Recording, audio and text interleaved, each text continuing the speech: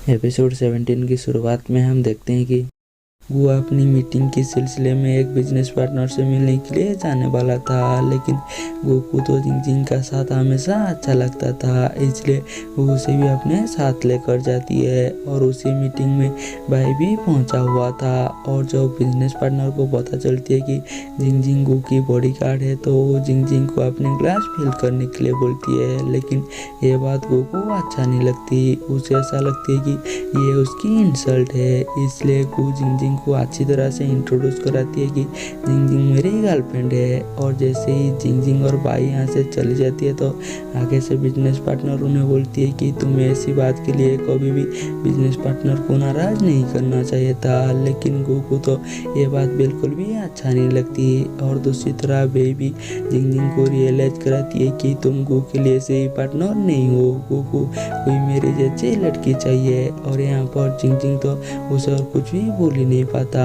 और इसके बाद गुआक और जिंगजिंग को बताती है कि हम इसी बिजनेस पार्टनर के साथ अपनी सारी कॉन्ट्रैक्ट खत्म कर रहे हैं। ये इसलिए नहीं कि उसने तुम्हारे साथ बदतमीजी की थी, लेकिन ये इसलिए क्योंकि बाद में जाकर काम को लेकर हम दोनों के बीच में काफी लड़ाई होने वाली थी। और उसके बाद जिंगजिंग को तो अंदर ही अंदर गिल्ट फील हो रही होती है कि उसकी वजह से गो का उसकी एक बिजनेस पार्टनर से लड़ाई हो गई, जिस वजह से गो को एक बिजनेस ट्रिप पर जाना पड़ रही है। और यहाँ पर जिंगजिंग को तो कई हद तक बाई की बातें सही लगती है कि वो गो के लिए शायद सही नहीं है। और उसके बाद वो अपनी बिजनेस ट्रिप पर पहुंच जाती है अपनी न्यू बिजनेस पार्टनर से मिलने के लिए, लेकिन वहाँ पर उसके साथ मिस बे भी आया होती है। और मिस बे तो अपने हाथ धो कर ही गो के पीछे पड़ा हुआ होती है, लेकिन गो तो उसे अपनी कॉलिग से ज़्यादा और कुछ भी सोचता नहीं है। और वो दोनों काफ़ी टाइम तक वहीं पर अपनी न्यू बिजनेस पार्टनर की इंतज़ार करते हैं, लेकिन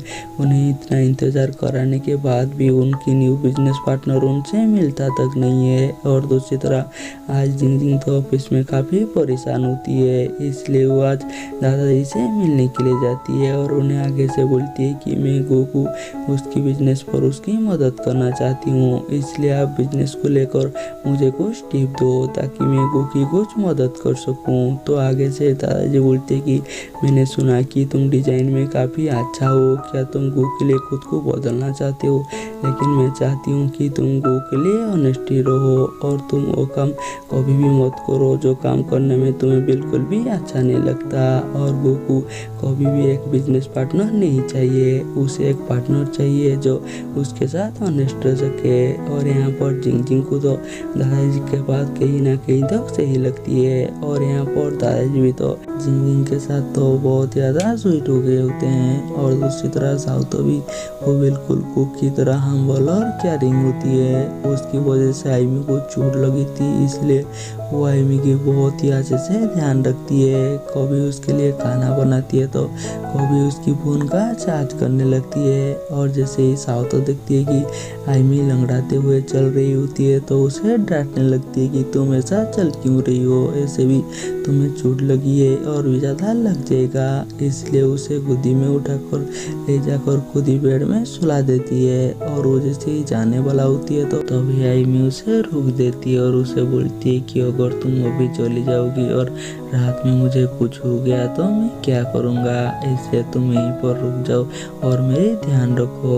और यहाँ पर आईमी तो साउतो को पाकर बहुत ज़्यादा खुश होती है, क्योंकि साउतो उसकी छोटी छोटी बातों का भी ध्यान रखती है। और दूसरी तरह हम बाई को देखते हैं जो कि गो के साथ रहने के लिए कुछ ना कुछ बहाना ढूंढता रहता था। और वो दोनों काम कर रही होती है तो भी बाई गो को बोलती कि क्यों ना हम डिनर करने के लिए चले, लेकिन आगे से गो से मना कर देती है। और जैसे ही उनका काम खत्म होती है तो बाई यहाँ से जाने लगती है, लेकिन वो जानबूझकर वहीं पर अपनी कोट छोड़ देती है ताकि वो गो के पास दोबारा आ सके और उसे देख सके। और फ्री होने के बाद वो जाकर जिंगजिंग को कॉल करती है, क्योंकि वो उसे बहुत ज़्यादा मिस कर रही थी। और वो दोनों ऐसे ही बात कर रही होती है तो तभी वहाँ पर बाई आ जाती है अपनी जैकेट वापस लाने के लिए। और जैसे ही जिंगजिंग इसके बारे में गो से पूछती है तो आगे से गो झूठ बोल देती है कि शायद कोई होटल सर्विस से आया होगा, और वो जाकर बाइक की जैकेट उसे वापस कर देती है। और क्योंकि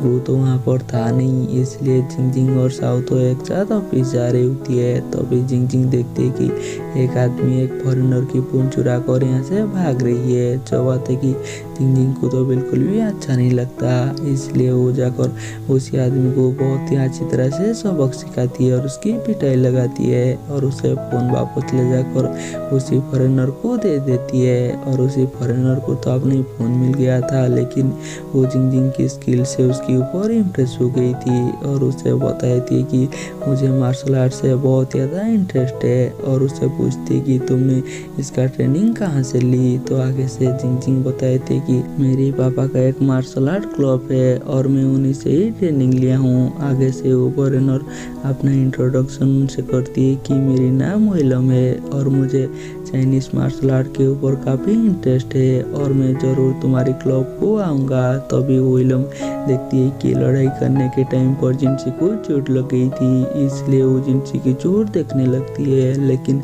यहाँ पर तो साओ तो उसे रोक देती है, क्योंकि वो यहाँ पर बिल्कुल गो का ही ड्यूटी निभा रही होती है। जरूर यहाँ पर गो नहीं होता, लेकिन साओ तो जिंगजिंग की करीब किसी को आने भी नहीं दे रही होती है। लेकिन साओ तो से भी एक गलती हो जाती है और वो जिंगजिंग को बताए थे कि उसी ट्रिप में गो के साथ भाई भी है, और यहाँ पर जिंगजिंग को याद भी आ जाती है और वो सोचने लगती है कि गो ने उसे झूठ क्यों बोला।